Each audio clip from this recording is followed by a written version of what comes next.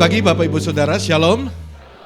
Satu sukacita bisa berkenalan dengan Bapak Ibu semua dan untuk pertama kalinya boleh berada di keluarga besar HFC. Ya seperti tadi sudah diperkenalkan, nama saya Pendeta Jeffrey Rama, saya dari Jakarta, melayani di sebuah gereja yang bernama NDC. Nah, mungkin saudara lebih tahu lagu-lagu pujian dari NDC Worship, tim pujian penyembahan di tempat kami. Dan saya sudah bersama dengan NDC sejak gereja ini mulai 29 tahun yang lalu. Jadi merintis bersama dengan Bapak Gembala sampai hari ini. Dan istri saya melayani di sekolah minggu dari awal. Jadi dia membuat kurikulum sekolah minggu dan kemudian sampai hari ini fokusnya di anak-anak ya di sekolah minggu. Dan kami punya seorang putra usia 12 tahun dan hari ini istri dan putra saya tidak bisa ikut karena memang sekarang lagi persiapan ujian, jadi istri saya nemenin anak saya. Saya tinggal di daerah Jakarta Barat, jadi kalau saudara main-main ke sana, ke Jakarta bisa mampir-mampir, kalau pas hari Minggu belum ada tempat ibadah bisa mampir ke tempat kami, salah satunya ada di Central Park. Dan nanti kalau ketemu saya di jalan, di Surabaya atau di Jakarta, tolong tegur saya duluan ya.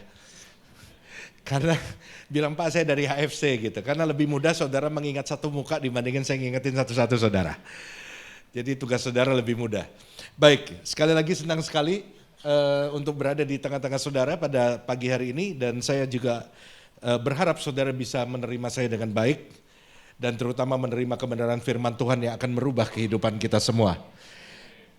Bapak Ibu Saudara, pada pagi hari ini saya ingin men-sharingkan kebenaran firman Tuhan yang saya beri tema The Potter and the Clay, penjunan dan tanah liat.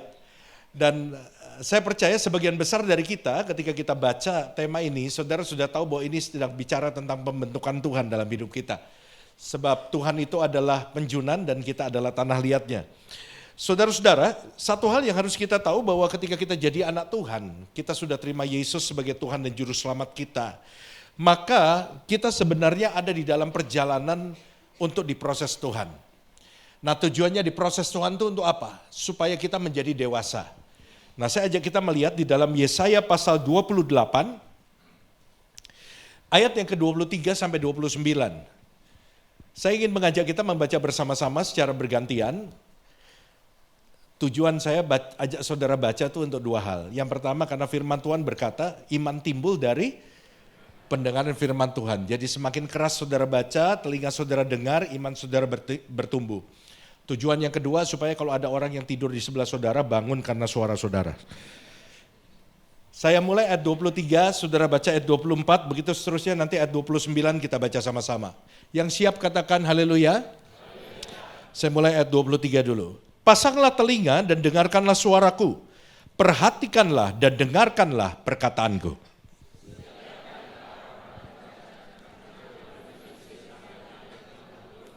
Bukankah setelah meratakan tanahnya, ia menyerahkan jintan hitam dan menebarkan jintan putih, menaruh gandum jawawut dan jelai kehitam-hitaman dan sekoi di pinggirnya?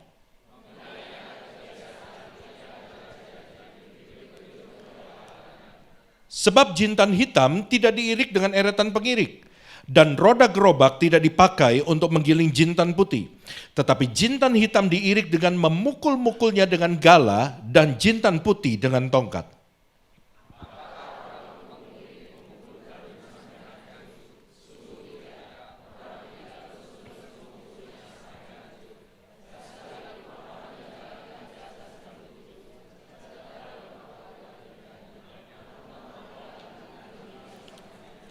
Bersama-sama, dan ini pun datangnya dari Tuhan semesta alam. Ia ajaib dalam keputusan dan agung dalam kebijaksanaan. Nah Bapak Ibu Saudara, ayat-ayat ini mengandung satu pengajaran yang penting. Bahwa salah satu rencana Tuhan dalam hidup kita, yaitu adalah supaya kita semua menjadi dewasa saudara. Waktu pertama kali kita terima Tuhan, kita disebut sebagai bayi rohani. Memang jadi bayi itu enak saudara. Kenapa? Karena bayi itu apa-apa mesti disediain. Makanya waktu saudara pertama kali terima Tuhan, saudara berasa gak? Saudara doa apa dijawabnya itu cepat sama Tuhan. Betul gak? Doa hari Minggu Senin dijawab. Minta kerjaan doa hari Minggu Senin dijawab. Minta jodoh Senin pagi datang. Di depan rumah saudara diantar pakai JNE saudara. Kenapa kok begitu? Bukan karena doa kita hebat, bukan. Karena kita masih bayi. Tuhan tahu bahwa bayi itu mesti dilayani. Kita kalau punya anak bayi, anak kita nangis, gitu. Masa kita diemin? Nggak mungkin kan? Kita semua lihat, waduh ada apa nih? Oh ternyata basah, kencing.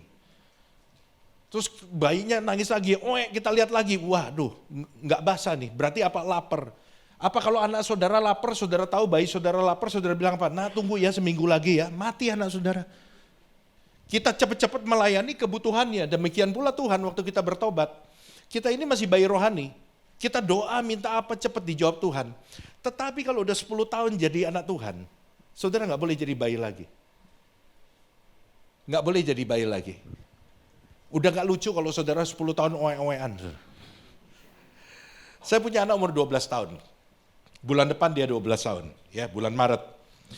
Kalau saudara mau kasih kado, saya kasih tahu tanggalnya. Kalau nggak usah nanya. Nah, saya ingat saudara, waktu anak saya masih kecil, umur 3-4 tahun, setiap kali saya pulang ke rumah, ketika dia dengar pintu kayu, pintu rumah itu dibuka, ya, maka dia akan keluar dari kamar kita di atas. Kemudian biasanya dia akan ngecek siapa yang pulang. Biasanya dia panggil saya, Daddy. Nah kalau saya jawab, iya Dave, nama anak saya David, saya panggil dia Dave. Ketika dia tahu itu benar saya yang pulang, dia akan buru-buru lari ke bawah. Ya larinya anak umur 4 tahun, 3 tahun lah, saudara tahu. Duk gitu. Saya bilang, hati-hati jangan cepet-cepet, tapi dia mau secepat-cepatnya sampai di bawah. Begitu dia nyampe di bawah, dia lari. Kemudian dia tomprok saya udah buka tangannya saudara, siap-siap terima dia. Wah kalau udah dipeluk anak ya saudara ya, itu capeknya kayak apa nggak berasa saudara. Hilang semua, wah dia peluk, kemudian saya angkat, saya gendong, saya main-mainin dia. 3 tahun, 4 tahun saudara, lucu. Tapi kalau nanti dia umur 17 tahun, ngelihat saya pulang, Daddy gitu, itu udah nggak lucu saudara. Saudara ngebayangin nggak sih? Kita ini ketawa, sebetulnya ngetawain diri kita sendiri loh. Ngebayangin nggak bahwa Tuhan itu jangan-jangan ngelihat kita udah nggak lucu lagi. Karena secara umur saudara udah dewasa, tapi karakter saudara masih baik. Dewasa itu bukan diukur dari berapa lama saudara udah beribadah. Dewasa itu bukan diukur dari berapa lama saudara sudah ngikut Tuhan, sudah pelayanan, enggak. Menjadi tua itu pasti, menjadi dewasa itu pilihan. Dewasa itu masalah karakter, saudara. Banyak orang kumisnya tebal tapi nggak dewasa. Kelakuan masih kayak anak-anak. Tapi banyak orang mukanya imut-imut tapi pemikirannya dewasa. Nah saya mau kasih tahu sama saudara, Tuhan itu tidak mau kita jadi bayi terus. Tuhan mau kita jadi dewasa, bertumbuh. Something wrong kalau saudara sudah bertahun-tahun tapi saudara tidak mengalami pertumbuhan. Berarti ada sesuatu yang salah dalam diri kita. Katakan sama-sama dengan saya, Tuhan mau saya bertumbuh. Katakan, saya harus menjadi dewasa. Nah, dengar dengan baik. Salah satu proses pendewasaan itu adalah melalui pembentukan karakter. Jadi menjadi seperti Yesus. Kita suka nyanyi, ku mau sepertimu Yesus. Itu bukan penampilannya saudara. Karena banyak orang penampilannya kayak Yesus, hatinya nggak kayak Yesus. Tapi kalau hatinya kayak Yesus, penampilannya akan kayak Yesus. Ini nggak bisa dibalik. Sekali lagi ya, ada orang penampilannya berubah tapi hatinya nggak berubah. Tapi kalau hatimu berubah, penampilanmu pasti berubah. Jadi yang lebih penting adalah karaktermu. Menjadi seperti Yesus bukan bicara soal rambut gondrong. Ada orang bilang, kenapa rambutnya gondrong? Yesus dulu gondrong. Kayak lu pernah lihat aja saya bilang. Kok sok-sok tahu Yesus itu gondrong.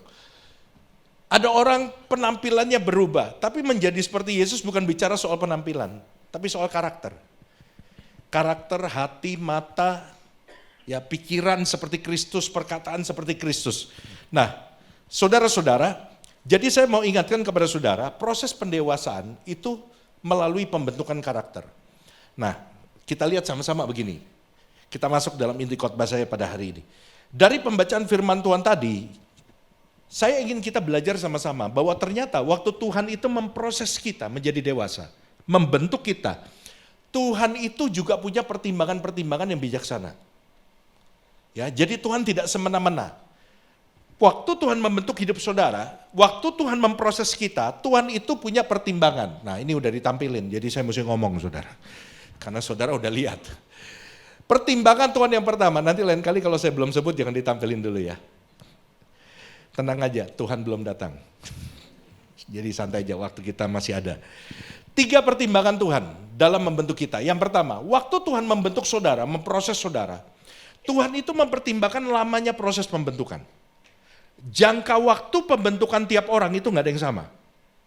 Makanya saudara nggak boleh bilang, Tuhan, aku ini melayani Tuhan loh, teman saya enggak. Kenapa kok dia masalahnya cuma sebentar? Kena masalah seminggu udah kelar, aku ini udah setahun kok nggak kelar-kelar, nggak bisa. Karena jangka waktu pembentukan Tuhan dalam hidup setiap saudara tidak ada yang sama. Nah kita lihat dulu ayatnya, 24 dan 25. Setiap harikah orang membajak, mencangkul, dan menyisir tanahnya untuk menabur? Bukankah setelah meratakan tanahnya, ia menyerahkan jintan hitam dan menebarkan jintan putih? Menaruh gandum jawawut dan jelai kehitam-hitaman dan sekoi di pinggirnya. Nah ayat 24 kalau saudara lihat, setiap harikah orang membajak, mencangkul, menyisir tanahnya untuk menabur? Menurut saudara setiap hari enggak? Enggak. Proses mencangkul itu ada jangka waktunya. Enggak terus-terusan orang itu nyangkul. Kapan nanamnya kalau dia nyangkul terus? Betul enggak saudara? Proses membajak, menyisir tanahnya itu ada jangka waktunya. Dan saudara perlu tahu, kata membajak, mencangkul, dan menyisir tanahnya, ini adalah gambaran prosesnya Tuhan dalam hidup kita. Seringkali kita suka dengar bilang apa? Oh Tuhan lagi membajak hati saya. Artinya apa? Hatinya lagi diproses sama Tuhan. Dan firman Tuhan berkata lewat ayat ini bahwa membajak tidak selalu setiap hari. Mencangkul tidak setiap hari. Semua itu ada jangka waktunya.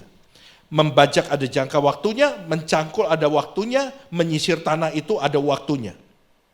Nah pertanyaannya begini, oke Pak, saya nangkap bahwa prosesnya Tuhan itu ada jangka waktunya. Pertanyaannya, berapa lama? Bisa gak kita tahu jangka waktunya berapa lama? Bisa gak kita tahu prosesnya Tuhan itu berapa lama? Nah kembali lagi kepada ayat ini.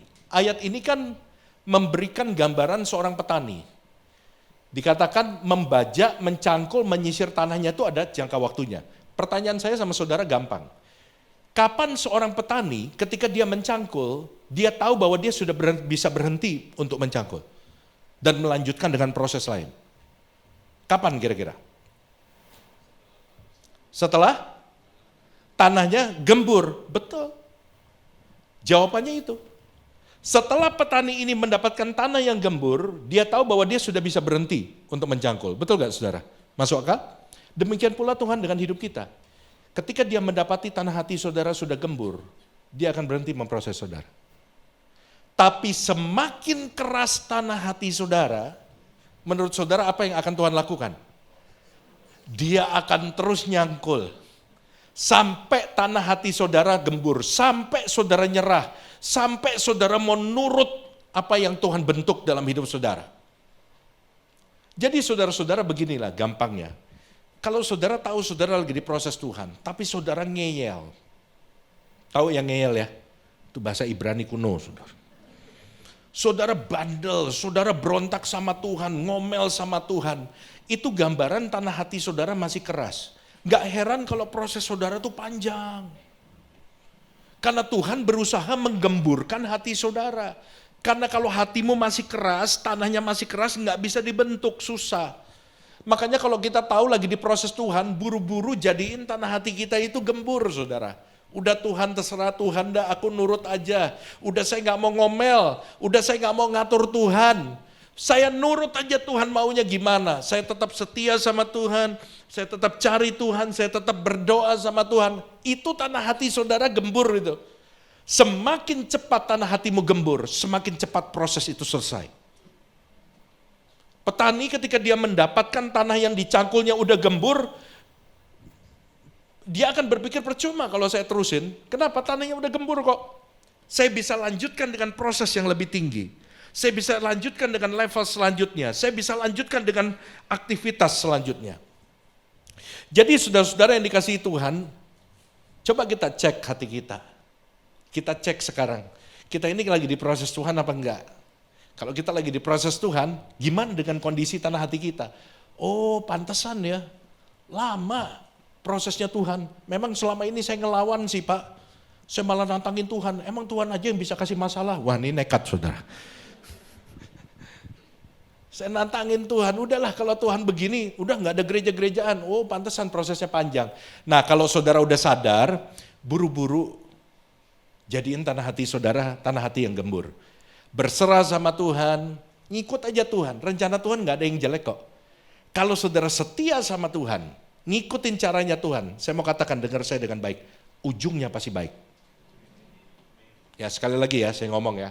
Kalau saudara ngikutin Tuhan, walaupun hari ini saudara gak ngerti, walaupun ketika saudara ngikutin Tuhan, kok kayaknya makin jauh ya dari harapan saudara, ikutin aja terus. Pasti ujungnya baik. Tuhan itu nuntun kita kayak kita pakai GPS. Saudara tahu GPS? Goblok pasti sampai. Itu artinya GPS saudara ya. Nggak perlu orang pintar untuk pakai itu saudara. Saudara tinggal masukin alamat, ngikutin aja pasti nyampe. Saudara pernah ngalami nggak? Waktu saudara pakai GPS, dari jalan besar, tiba-tiba dia belokin saudara ke jalan sempit. Yang nggak pernah saudara lalui, makin lama makin sempit. Terus rumah makin jarang. Nah, waktu saudara ngalamin itu, pasti saudara mikir ini benar gak sih ya? Saudara berpikir begitu kenapa? Karena saudara tidak biasa lewat jalan situ. Kenapa seringkali waktu dituntun Tuhan kayaknya makin jauh kita berpikir ini kayaknya salah nih. Kenapa kok kita pikir gitu? Karena kita belum pernah lihat Tuhan bekerja lewat cara itu. Tapi ngikutin aja.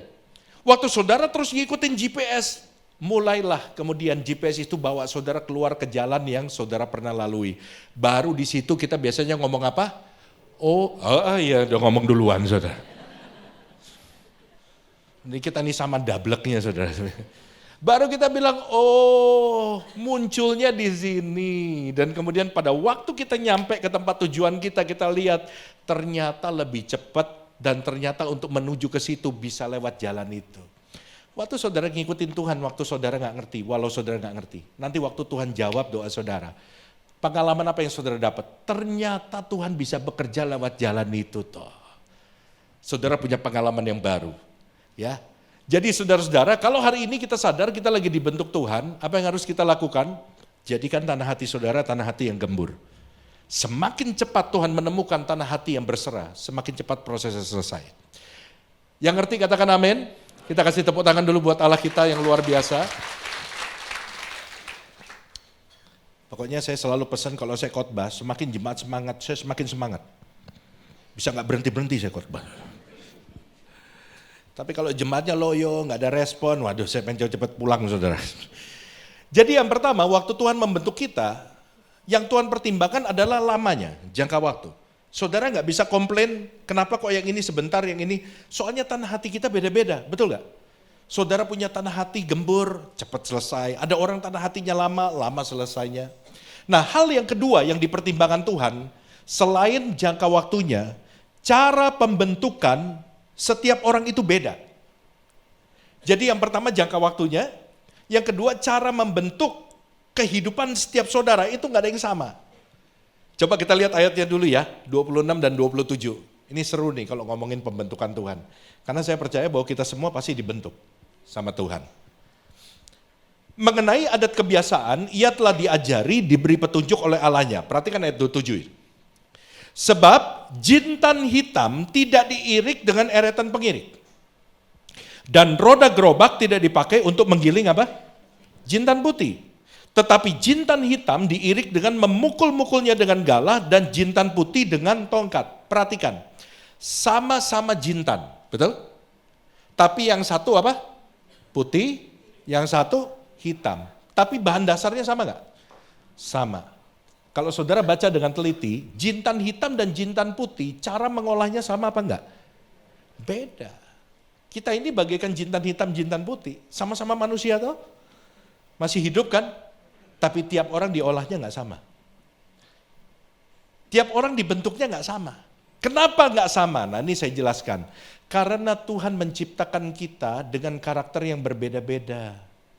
Jadi Tuhan nggak bisa perlakukan kita sama.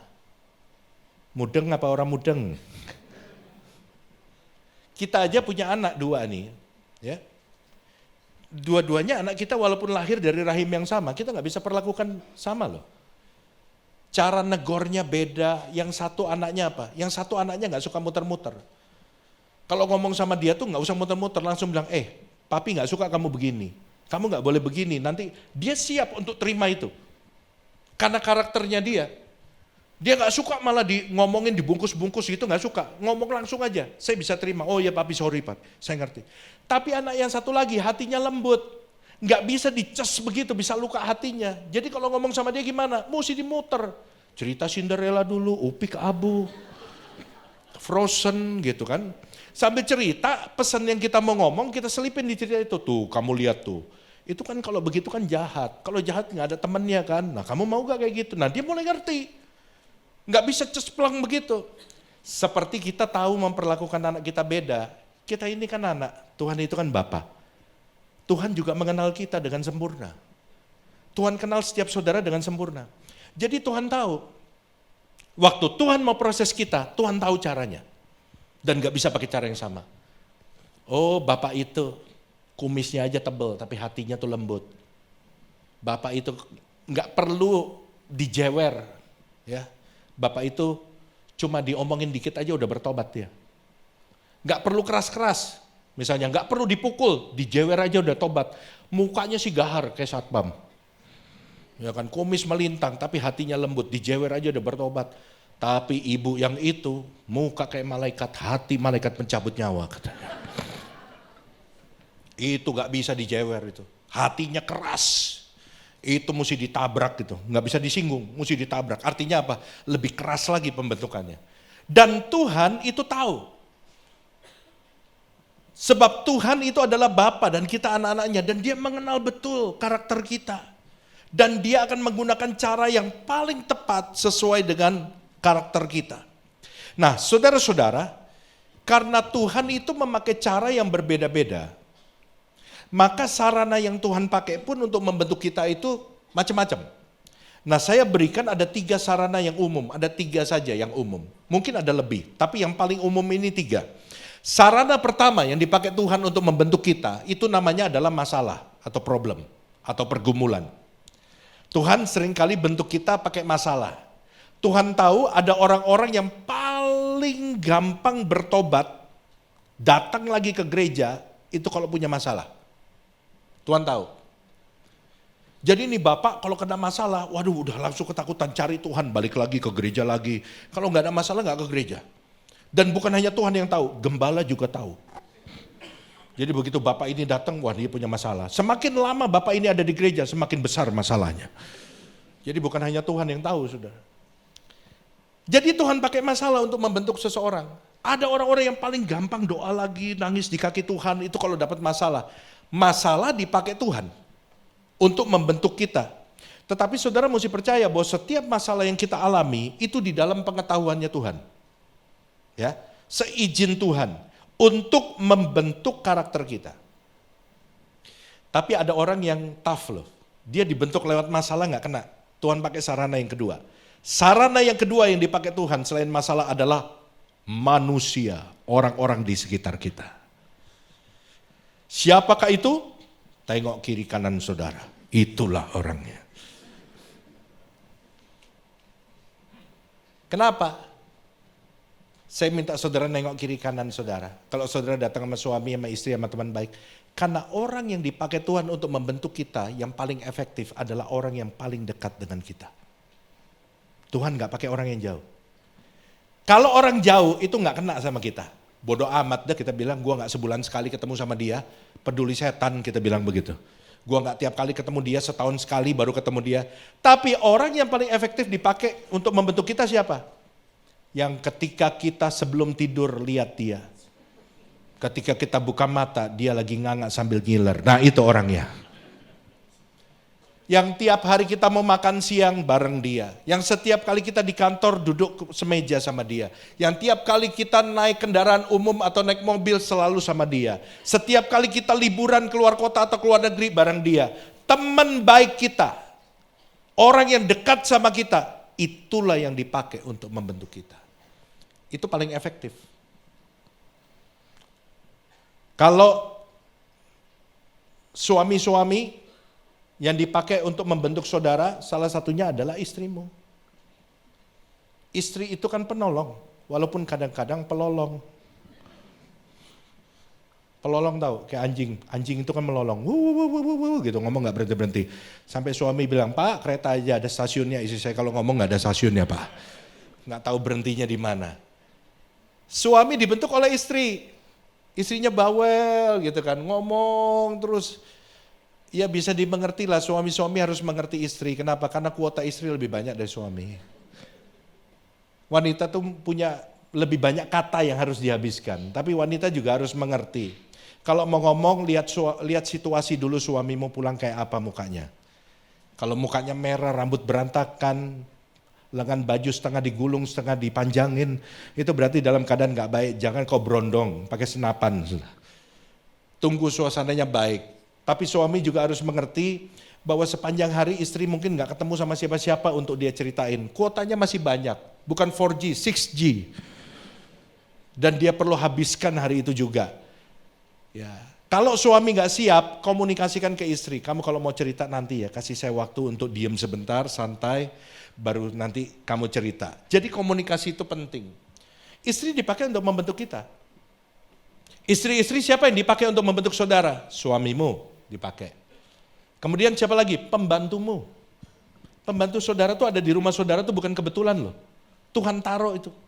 Pembantu tuh kan kayak buah si malakama. Diberhentiin susah dapat, nggak diberhentiin sebel ngelihat mukanya. Jadi serba salah kita. Tapi saudara mesti percaya bahwa pembantu saudara di rumah dipakai Tuhan untuk bentuk saudara. Supaya lebih sabar, ya. Supaya ngerti bagaimana caranya untuk mengambil hati dia, bekerja sama-sama dia. Latihan leadership saudara. Ya kan, kita nggak selalu ketemu orang-orang yang mudah untuk kita kuasain, untuk kita pimpin. Nah, belajar latihan dari pembantu saudara yang ngeyel tuh, yang dikit-dikit cerita ke tetangga, dikit-dikit cerita ke tetangga. Kemudian siapa lagi istri-istri yang dipakai Tuhan untuk membentuk saudara? Mertuamu. Mertua saudara dipakai loh untuk membentuk saudara. Ya, banyak kan istri-istri lebih bermasalah dengan mertua dibandingkan dengan kalau pria dengan mertuanya. Karena mertua selalu kepengen mantu perempuannya itu mendidik merawat anaknya seperti dia merawat anaknya. Dan ini nggak boleh. Setiap orang punya caranya sendiri. Jangan pernah menciptakan yang namanya mini-me. Tahu mini-me? Mini-me itu mininya saya. Kita selalu pengen anak kita tuh jadikan mini-me. Papi dokter, kamu mesti jadi dokter. Nggak bisa begitu. Biarkan anak kita berkembang dengan kreativitasnya sendiri. Ya. Nah, mertua saudara tuh dipakai untuk membentuk saudara. Jadi orang-orang yang dekat sama saudara tuh dipakai. Ada yang bilang sama saya begini, Pak, Bapak bilang mertua dipakai untuk membentuk saya. Tapi tiap hari saya doa loh buat mertua saya. Wah ini kasus langka saya bilang. Apa doamu? Tuhan kapan kau cabut nyawanya? Ternyata doanya gak benar juga saudara. Jadi saudara mesti sadar. Tuhan itu pakai sarana untuk membentuk kita, pertama dia pakai masalah. Yang kedua dia pakai orang-orang di sekitar kita. Dan orang-orang yang dipakai Tuhan adalah orang-orang yang paling dekat. Sebab untuk membentuk kita, mengasah dua benda itu supaya bisa terasah, itu mesti berdekatan, bergesekan. Dan yang paling efektif untuk membentuk kita adalah orang-orang yang paling dekat dengan kita. Nah, ada satu lagi yang gak umum, mungkin saudara dengar. Sarana yang ketiga, kalau Tuhan gak bisa bentuk lewat masalah, kalau Tuhan gak bisa bentuk lewat orang-orang di sekitar kita, seringkali ada orang yang dibentuk lewat apa? Berkat dan keberhasilan. Banyak orang jatuh bukan karena masalah, tapi banyak orang jatuh ketika dia lagi berhasil. Betul gak? Kita berpikir orang itu sering tinggalkan Tuhan, sering jatuh itu karena masalah, belum tentu. Ada juga orang-orang yang jatuh ketika dia lagi di top level, lagi di tempat yang tinggi, lagi berhasil, lagi semuanya ada, lagi bisa melakukan apapun, mau ngapain aja bisa. Nah di sini kita melihat bahwa ternyata keberhasilan waktu kita sukses bukan berarti kita sedang tidak diuji oleh Tuhan. Barangkali Tuhan memakai kesuksesan kita untuk menguji karakter kita. Dulu waktu masih miskin doa. Waktu masih susah hidupnya doa. Rajin ke gereja. Banyak orang lagi hidupnya susah rajin ke gereja. Ibadah 3 kali, 3-3-nya ngikut. Ya kan? Ada doa malam dia ngikut. Doa fajar dia ikut. Kalau ada doa siang dia ikut, doa makan siang. Kemudian apa aja ibadah dia ikut. Pokoknya kalau nyari dia gampang lah. Dia dapat julukan dari gembala, maha hadir, sedikit di bawah Tuhan. Kalau mau cari dia, Pak, saya mau cari Bapak ini, di mana? Datang aja ke gereja, ibadah mana dia ada. Masih miskin, hidupnya susah, minta pertolongan Tuhan. Kalau doa apa? Tuhan tolong berkati saya bosan jadi orang miskin. Ketika Tuhan lihat, ini orang rajin berdoa, hidupnya susah tapi rajin berdoa, diberkatin Tuhan. Jadi berubah, gak punya kerjaan jadi punya kerjaan, bisa beli motor, kemudian buka usaha sendiri, buka toko 1 jadi 2 jadi 4 jadi 8. Ketika dia miskin, dia dapat julukan Mahadir. Ketika dia udah kaya, dia dapat julukan orang sakti. Karena gampang menghilang. Gak ketemu di mana-mana, saudara. Di gereja mulai gak ada. Saudara-saudara, ternyata kalau ada orang-orang yang ngalamin begini, kita juga bisa melihat bahwa ternyata berkat dan keberhasilan itu ternyata bisa menjadi sarana ujian loh bagi kita. Apakah waktu kita diberkati Tuhan, hidup sudah makmur, semuanya ada, keuangannya baik, pekerjaan baik, kita ada di top position dalam hidup kita, level kita di kantor juga baik, jabatan kita bagus, apakah kita masih bisa bilang, Tuhan, semuanya ini bukan karena saya, tapi semuanya ini karena Tuhan. Aku memerlukan Tuhan lebih daripada sebelumnya. Kebanyakan orang pada waktu seperti itu, dia malah tinggalkan Tuhan. Kayaknya saya gak perlu Tuhan. Kenapa? Mau makan ada, mau minum ada, mau pergi ke luar negeri bisa. Kayaknya gak usah pakai Tuhan juga bisa hidup. Betul gak? Banyak orang ketika makin sibuk, dulu nganggur. Makanya banyak ibadah. Makin sibuk, tinggalkan Tuhan. Alasannya apa? Waduh, saya sibuk di pekerjaan. Dia lupa bahwa dia bisa jadi sesibuk itu karena Tuhan. Karena itu saudara hati-hati, saya ingin saudara kita punya pandangan yang benar. Bahwa kalau kita lagi diberkati bukan berarti kita lepas dari ujian Tuhan. Bukan berarti kita gak lagi diuji. Bukan berarti kita gak lagi dibentuk. Tuhan tetap membentuk kita di tengah-tengah keberhasilan kita untuk melihat apakah pada waktu saudara diberkati, saudara makin bergantung sama Tuhan. Kalau saudara makin bergantung sama Tuhan, kalau saudara bisa melewati proses itu, ujian itu, maka saya mau katakan kepada saudara, tingkat kepercayaan Tuhan dalam hidup saudara akan makin diperbesar. Kalau saudara berhasil melewati ujian keberhasilan, ujian berkat, maka saudara akan mendapatkan kepercayaan yang makin besar dari Tuhan. Karena Tuhan lihat apa? Ini orang benar-benar bergantung sama Tuhan. Tapi saudara mesti lewatin dulu. Nah, jadi saudara-saudara, kita semua sedang diproses Tuhan. Dan yang Tuhan pertimbangkan selain jangka waktu adalah cara Tuhan membentuk kita berbeda-beda. Tuhan akan membentuk kita dengan cara yang tepat sesuai dengan karakter kita. Dan Tuhan akan pakai sarana yang berbeda-beda. Tapi satu hal yang pasti adalah Tuhan maha bijaksana. Dan dia tahu setiap kepribadian kita. Sehingga dia akan menggunakan cara yang paling tepat untuk membentuk setiap kita. Yang percaya katakan amin dan berikan dulu tepuk tangan buat Allah kita. Yang ketiga yang terakhir, seperti tadi pagi saya katakan, kata yang terakhir itu adalah kata-kata pengharapan. Karena sebentar lagi ibadah akan selesai, saudara ya. Saya kan pernah jadi jemaat juga, jadi saya bisa merasakan kok. Wajah-wajah saudara gimana saya tahu kok. Ada yang berharap saya cepat selesai. Oke, kita selesaikan. Yang ketiga yang terakhir, selain Tuhan mempertimbangkan jangka waktunya, yang kedua Tuhan mempertimbangkan apa? Halo? Wah, ini belum 5 menit udah lupa deh saudara. Caranya, ya kan? Caranya. Yang ketiga, waktu Tuhan membentuk kita, Tuhan juga mempertimbangkan bobot dari sebuah pembentukan. Bobot itu apa ya? Berat dari sebuah pembentukan. Kenapa kok perlu diperhatikan oleh Tuhan? Karena setiap kita punya daya tahan yang tidak sama. Ada orang Kristen baru, ada orang Kristen yang sudah 10 tahun, ada yang 15 tahun, ada yang 20 tahun. Daya tahan tiap orang itu beda. Dan Tuhan itu harus memperhatikan bobot pembentukan yang Tuhan izinkan kepada, yang Tuhan bebankan kepada saudara. Supaya apa? Supaya tidak menghancurkan hidup saudara. Sebab tujuan dari pembentukan Tuhan bukan untuk menghancurkan kita. Ini saudara mesti jelas dulu. Sehingga setiap pembentukan Tuhan yang Tuhan izinkan terjadi dalam hidup saudara, percayalah, saudara pasti bisa menanggungnya. Karena waktu Tuhan mengizinkan itu, Tuhan sudah mengukur bobotnya. Nah coba kita lihat dalam ayat tadi, ayat 28 dan ayat 29.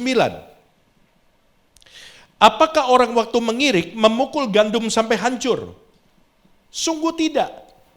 Orang tidak terus-menerus memukulnya sampai hancur. Dan sekalipun orang menjalankan di atas gandum itu jentera gerobak dengan kudanya, sesuatu yang lebih berat. Namun orang tidak akan menggilingnya sampai hancur. Ayat 29. Dan ini pun, apa yang dimaksud dengan ini pun? Semua proses tadi, membajak, menggiling, memukul, menyisir, mencangkul. Dan ini pun semuanya itu datangnya dari siapa?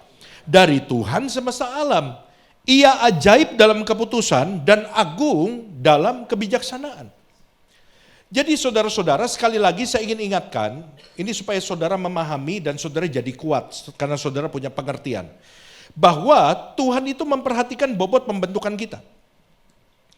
Ada orang yang baru bertobat, orang ini masih baru, daya tahannya cuma 50 kilo.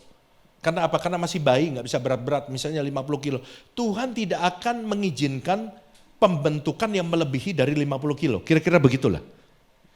Tapi ini ada orang yang senior, ya udah lama dalam Tuhan, oh ini orang lebih kuat, daya tahannya bisa sampai 100 kilo. Tetap Tuhan tidak akan mengizinkan bobot pembentukan yang lebih dari 100 kilo. Semuanya diperhatikan. Yaitu seperti tadi, apakah orang waktu mengirik memukul gandum sampai hancur? Orang itu mengirik gandum tujuannya apa? Bukan untuk menghancurkan gandum itu. Tetapi supaya kulit gandum itu terkelupas. Dan orang itu mendapat bagian yang terbaik, yaitu gandum yang sudah bersih. Demikian pula dengan pembentukan Tuhan dalam hidup kita. Bukan untuk menghancurkan kita, melainkan untuk membuang hal-hal yang tidak perlu dalam hidup kita. Supaya dia mendapati kita bersih dan kudus di hadapan dia. Bukan untuk menghancurkan saudara.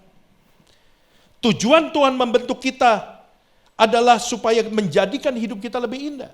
Menjadikan hidup kita lebih luar biasa, lebih berhasil, lebih diberkati, dan akhirnya hidup kita akan memuliakan nama Tuhan. Saya ingin kita melihat satu video. Video ini sudah saya edit, saya ambil dari satu acara namanya Korea Got Talent. Saya nggak tahu apakah saudara sudah pernah lihat video ini, menceritakan tentang seorang anak yang sekarang terkenal. Saudara bisa cari di YouTube atau di Google, ya. Sekarang dia jadi terkenal, sudah mengeluarkan beberapa album. Ya, tetapi di sini dia menceritakan kisah hidupnya. Dan waktu saya dengar kisah hidupnya ini, saya hampir nggak percaya bahwa anak ini mengalami hal ini. Coba kita lihat sama-sama.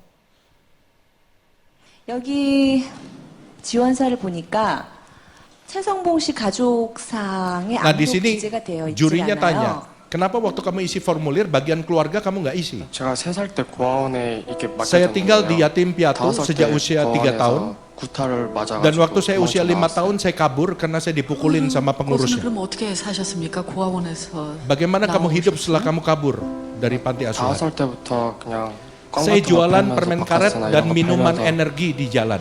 그냥 뭐 그렇게 Dan selama 10 tahun hidup saya seperti itu. 누군가와 같이 생활을 했나요? 아니요 혼자. Dan 혼자 dia 5 tinggal 살 sendiri. 때부터. Sejak dia usia 5 tahun dia tinggal sendiri. Ini babak pertama saudara, Korea Got 거의 Talent. 한 10년 동안 그렇게 Saya menghidupi 살았어요. kehidupan seperti itu selama 10 tahun. Saya tidur di tangga darurat dan di toilet umum setiap hari. 화장실 공동 화장실이나 이런 데서 10년 동안 거기서 Selama 10 tahun, waktu berjalan dengan cepat. 많은 사건들이 되게 많았어요. Saya mengalami banyak hal buruk dalam hidup saya. 어디 팔려가기도 하고 Saya pernah dijual ke satu tempat. 좀 나이트에서 껌 팔면서 Satu hari ketika dia sedang jual permen karet di nightclub, dia melihat ada penyanyi. Dan biasanya penyanyi di nightclub suaranya bagus-bagus. Dan dia sangat kagum, dan sejak itu dia jadi suka menyanyi. Saudara dengar suaranya.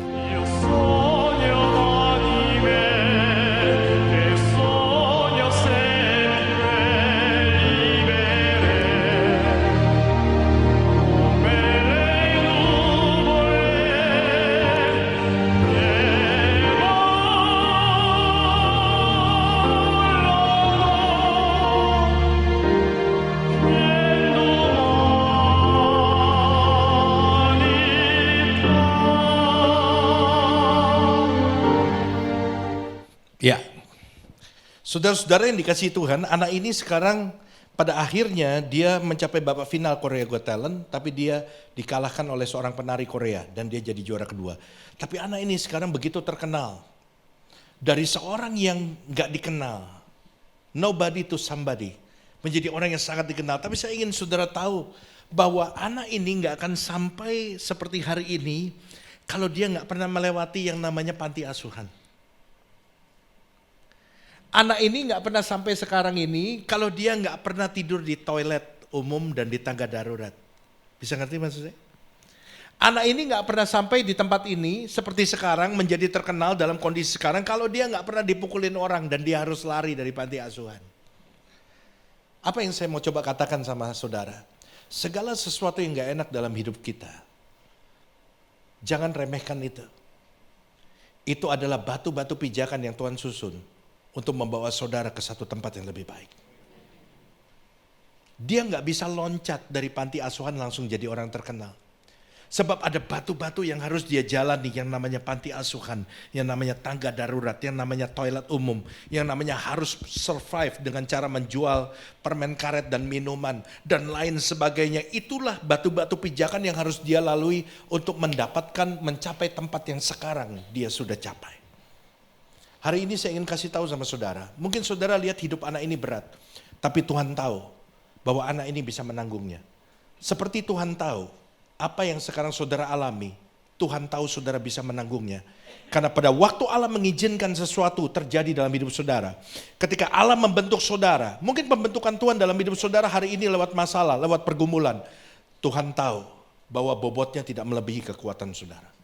Saya ingin kita membaca di dalam 1 Korintus pasal yang ke-10 ayat 13 sebagai ayat yang terakhir. Yuk kita baca sama-sama ayat ini dengan suara yang keras. 1, 2, 3. Pencobaan-pencobaan yang kamu alami ialah pencobaan-pencobaan biasa yang tidak melebihi kekuatan manusia. Sebab Allah setia dan karena itu ia tidak akan membiarkan kamu dicobai melampaui kekuatanmu. Pada waktu kamu dicobai, ia akan memberikan kepadamu jalan keluar sehingga kamu dapat menanggungnya. Dengar, ayat ini saya simpulkan dengan satu kalimat sederhana, ya, supaya saudara gampang ingat. Tidak ada masalah yang bisa mengalahkan saudara. Ayat ini kalau boleh saya simpulkan jadi satu kalimat yang simpel. Tidak ada masalah yang bisa mengalahkan saudara, sebab tidak ada masalah yang lebih kuat dari saudara. Benar gak ayat ini bunyinya begitu?